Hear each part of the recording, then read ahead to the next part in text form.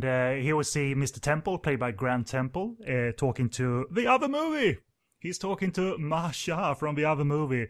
The first leakage of the other movie into this one. And it's a pretty well edited sequence, a lot of odd angles, but they pulled it off. Like it's not this like red background in the original footage, like epically more red background in the on the IFD side, like office setting, and they pull it off. Like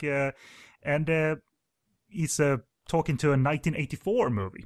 That's a source movie from Taiwan called A Girl Rouge, or Rogue rather, and the Grand Temple is called Mr. Temple or Norman Temple, and what do you think? Do you think it's a solid enough illusion that these two guys are so talking to each other in the same room?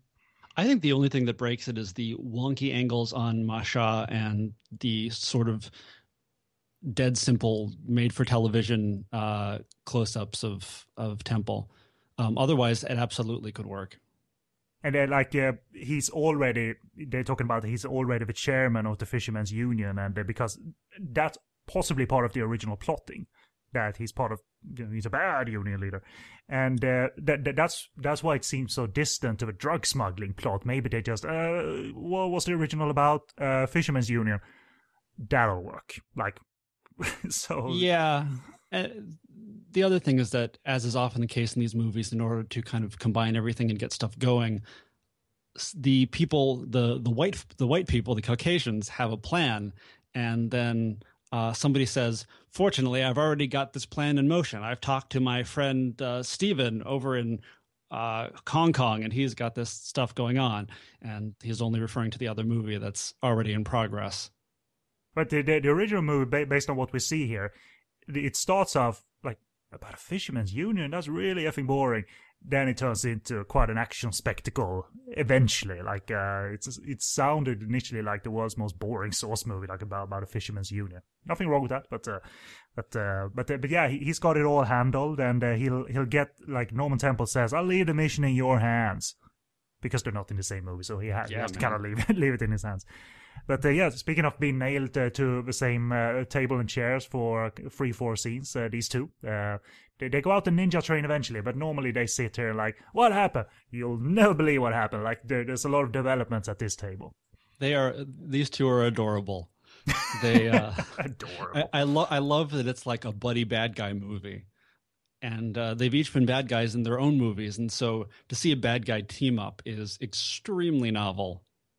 And yeah, look at this wonderful chin and mouth, Stuart Smith. Like you might detect that I'm like being sarcastic. No, I think he's a wonderful performer. Like that energy is unheard of in these movies. It's not like, oh my god, it's embarrassing too much. No, that is wonderful. Like if he would have said like, "I had a worse time," then him showing he had a bad time makes me want to think like, oh my god, what would it look like if he had a good time? Like if it had been like that, which it wasn't, as you said that. And it shows like he was into it, but when in filmmaking movies, when he didn't dub himself, that it was all, the magic was kind of lost. You need his accent and his wild delivery. Praise must die. And we cut to some hard-looking henchmen and random dudes in the office in the prior scenes, and one of them was Paulo Tocha or Bruce Stallion, which have been a lead in a few IFD and Filmok movies, and hopefully we'll get to talk about Paulo Tocha, who was in Bloodsport, by the way. You've probably seen him in that, listeners.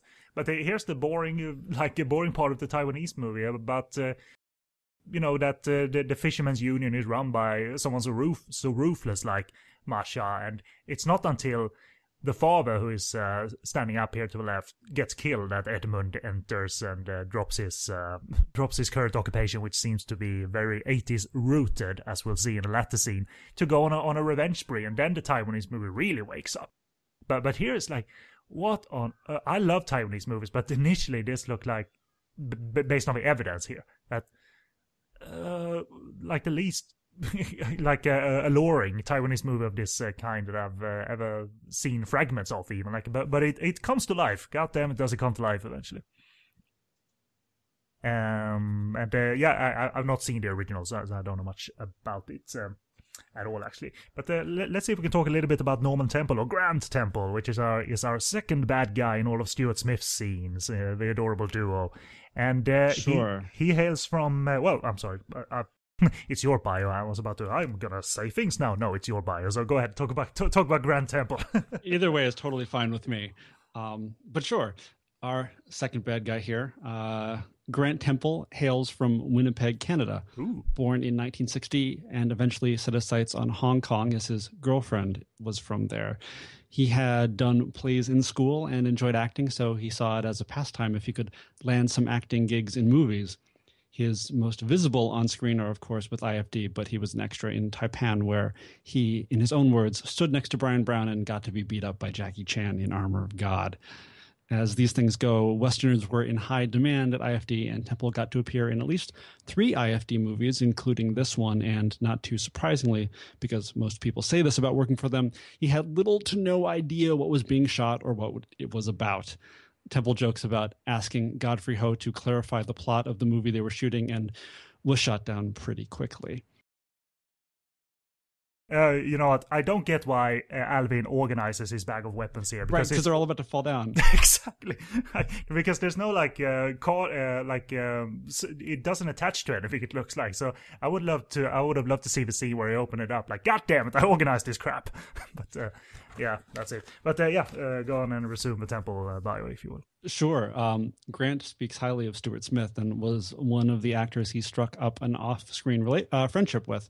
He speaks a little in the Nanarland interview about being paid $500 per film, and as he said in hindsight, when asked if he didn't pursue more movies or why he didn't pursue more movies, it was about surviving, and it wasn't a well-paid job anyway. It was a temporary stage, but in his own words, my favorite year of my life. He's a teacher today in British Columbia, working with special needs students and teaching drama.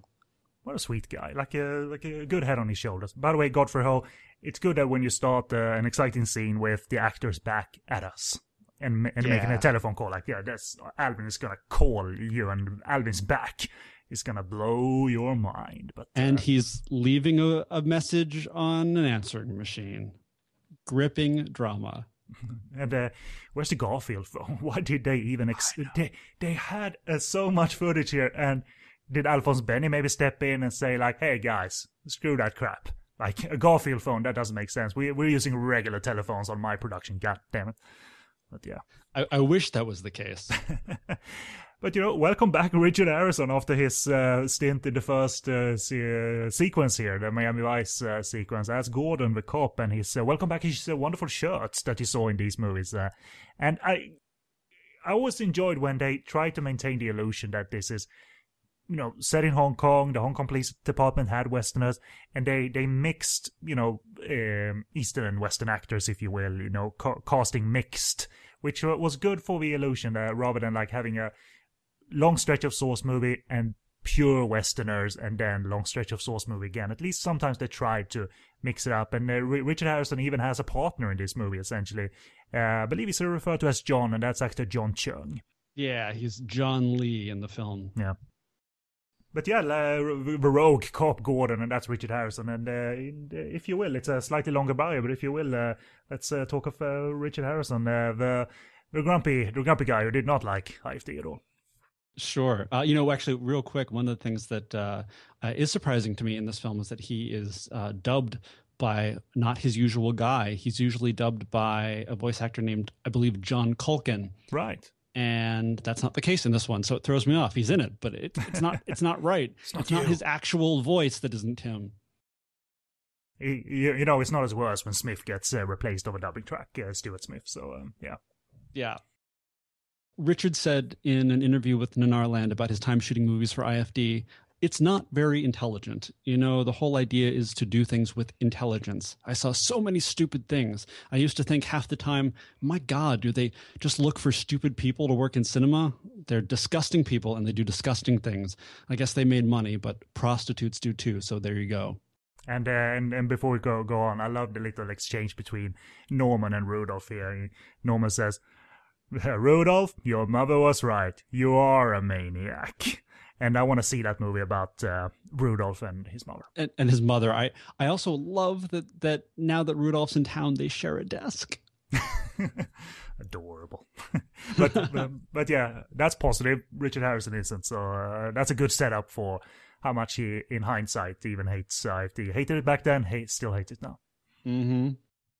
Richard was born in 1936 and proved to be the athletic kind as he grew into a young adult.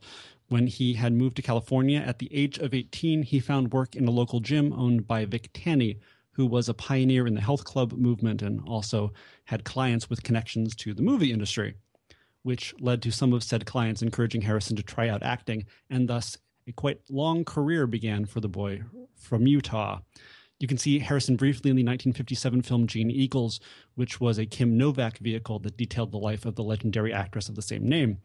He like walks through the frame in that black and white movie, but still looking very handsome, and you definitely see him.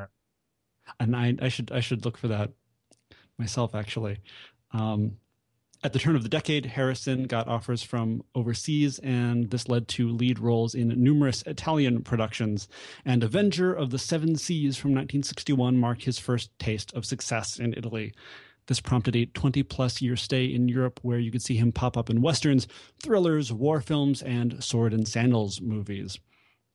Eventually, the Italy thing had run its course. Dude, by the way, this room is familiar to, they set various scenes at a police station in IFD's movies in this room. And I love that, here's the picture of the guy you're looking for, and essentially it looks like a picture taken off a TV of the Source movie that IFD acquired playing. So like the picture is a bit fussy, and like it looks like they took it off a TV. So and why is there a map of Italy behind Gordon there? Hey, there's a connection right there. So on with Richard Harrison's Italian career while we look at these hardboiled cops. Oh, but don't forget the "It Could Happen to You" poster, which also pops up in Ninja the Protector. Yeah, it's obviously a poster warning about like burglars and kidnapping. Yeah. They're a little scary, but I guess that's also the point. Yeah, I don't want to be kidnapped. Not anymore. Yeah, man. So, Richard had appeared in Hong Kong movies for the big studio Shaw Brothers, specifically in Chang Che's Marco Polo and The Boxer Rebellion in 1975 and 1976, respectively.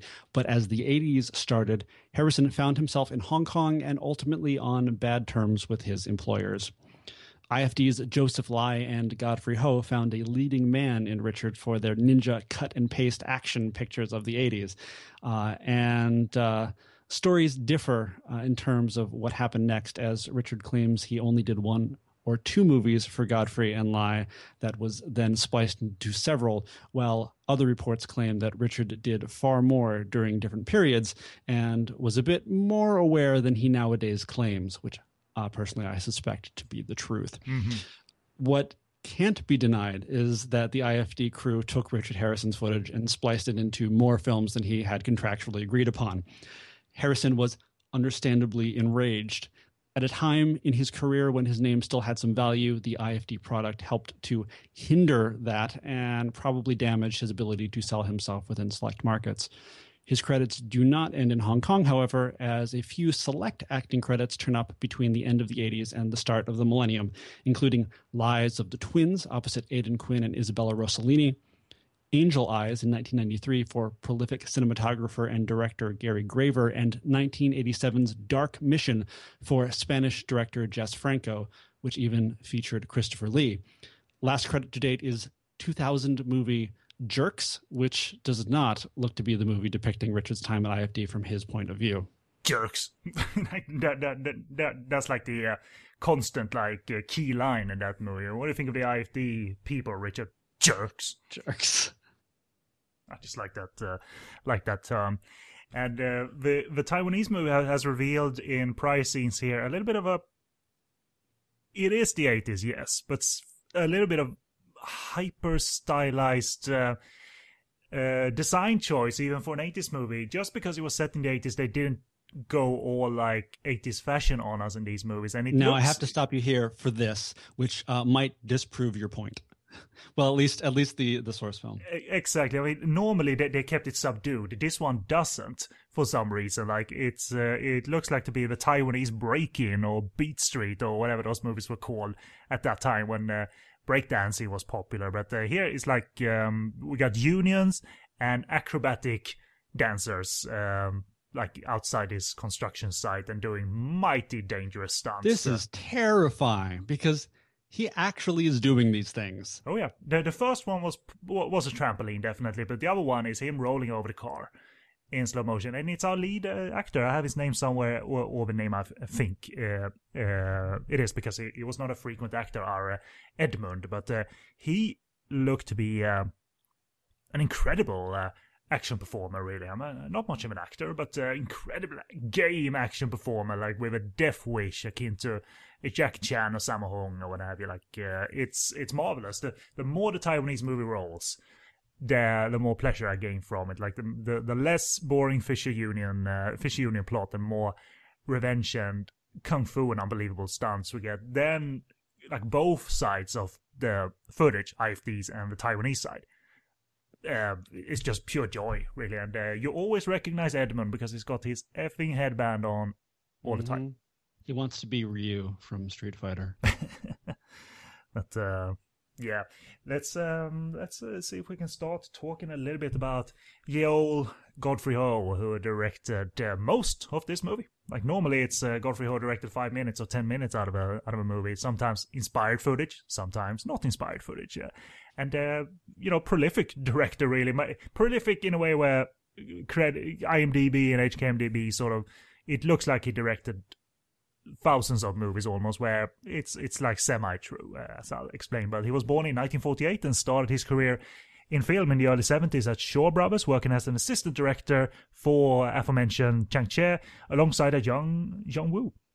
Ho's inspiration to direct came directly from working with the productive legend Chang Cheh of Five Venoms fame and One of Swordsman fame. And his first project was this French-Hong Kong co-production entitled Paris Killers, a project he reportedly took over directing after his co-director couldn't handle it all on his own. And he is uncredited, actually. I've seen the movie.